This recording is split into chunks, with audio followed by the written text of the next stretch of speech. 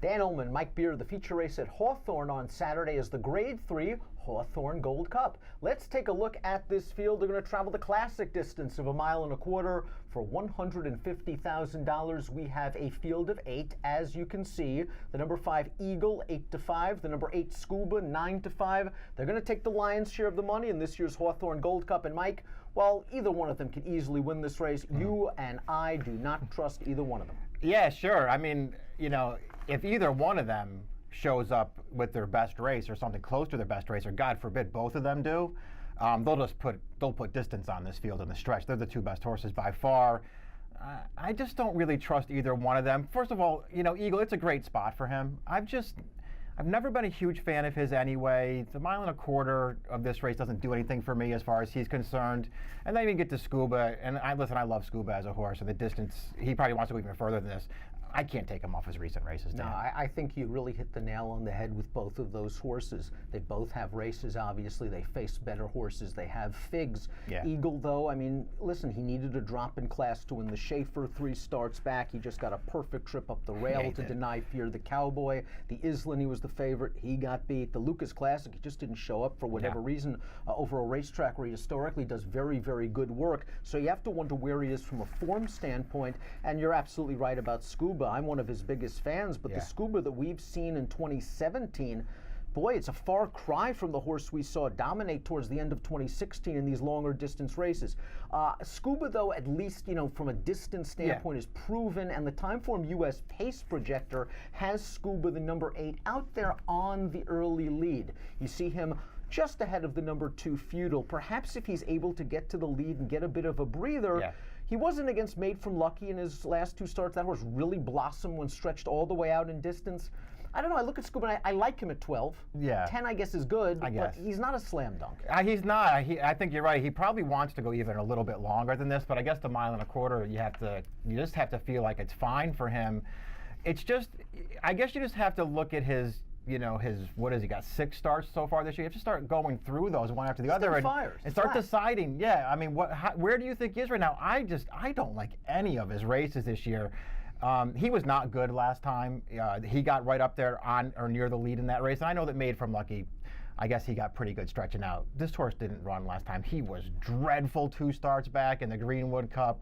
Even his Birdstone, where he was second, I mean, he was fine in that race, but he had no excuse there. So if it's not either one of the 2 favorites, then who's it going to be? We'll start with the 6, Damme. This horse, a runner-up last time out in a restricted stakes race at Belterra. He's going to stretch all the way out. You'd have to think that 1.25 miles is a question. I wouldn't be surprised if this horse is really close to the pace, though. I agree with that. I think you might see him close to the pace in this race. Maybe that will help him. I mean, it's not like he has to... You know, and we have to sort of preface like everything we say about every one of these horses right now just by saying, well, if Eagle and Scuba don't show up. And if that's the case, then I guess he's got races that make him a contender in here. The 3-side pocket is in razor sharp form. This horse has won 3 out of his last 4 starts, has won his last 3 races around 2 turns, and perhaps most importantly, he really likes the home cooking at Hawthorne. He's won half of his 8 lifetime starts. He came off a little bit of a layoff last time out to win. It was a slow race against weak horses. But you could do worse than a sharp horse that likes the track. Yeah, exactly. I have no problem with that. If you're like us and you don't want Eagle or Scuba and you want to start looking around, I have no problem with anybody who likes this horse for all the reasons that you mentioned. I don't like him that much, but I have no problem with anybody who does. If you feel the 5 Eagle, the 8 Scuba, well, there's not much left in the tank. The number 4 Volgograd is a very lightly raced 4-year-old. This is only going to be his 4th lifetime start. We probably have not seen his best race. His most recent start, his first race around 2 turns, a marked improvement from a Beyer speed figure standpoint, although still a far cry from the top contenders. But as a son of Curlin, you can make the case that he's been waiting to stretch out this whole time. Yeah, absolutely. He didn't run that poorly. I mean, he just got totally outrun in that race, but he was gaining ground at the end. I mean, in a lot of ways, he's the kind of horse that you, or at least from my perspective anyway, you kind of want to fall for in a race like this because he really could improve enough to get close in this race.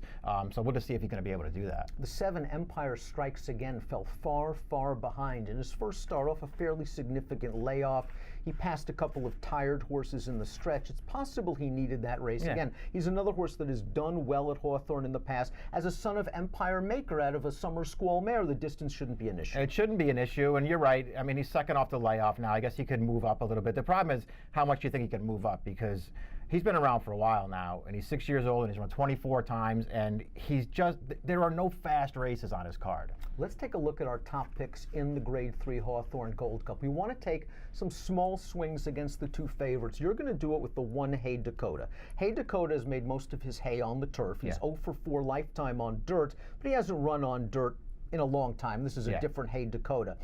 Distance is what he wants, and maybe if that's the great equalizer, this horse is dangerous from the rail. Yeah, that's exactly how I looked at it. I mean, I don't really feel like, for a horse who's over 10 to 1 on the morning line, I don't think it's that hard to make a case for him in here if you don't like the favorites. I know he's 0 for 4 on dirt. They were the first 4 starts of his career. 2 of them were at 5.5 furlongs. And in one of those, he actually made the lead in that race. He's obviously gotten better since then, but did he get better because it's turf? Did he get better because it's distance? It could be either one, I guess. And if he's just a turf horse, then he's just not going to win this race. But he classes up with this field. Distance is good for him, and I'm just not so sure that he won't handle the main track, especially against this kind of a field. I'll take my chances. The number 2 Feudal's my top pick in here, 6 to 1 on the morning line, claimed out of his last race by a good trainer in Chris Hartman. Early in this horse's career, they didn't want to stretch him out at all. They treated him like a sprinter, and then all of a sudden they started to stretch him out. His last 2 races are his only 2 races going long on the dirt. He won both of them easily. Now, he couldn't have gotten a better situation in his most recent start at Churchill Downs. He got the Corey Lannery special, where he saved every inch of ground, never got off the rail. You can argue the rail was good as well that day. I still think, though, that this horse is slowly improving. He's got speed. I would just send him if I'm this jock and just hope for the best, that maybe he can last the distance. He's not a great gate horse, and that might be something to consider.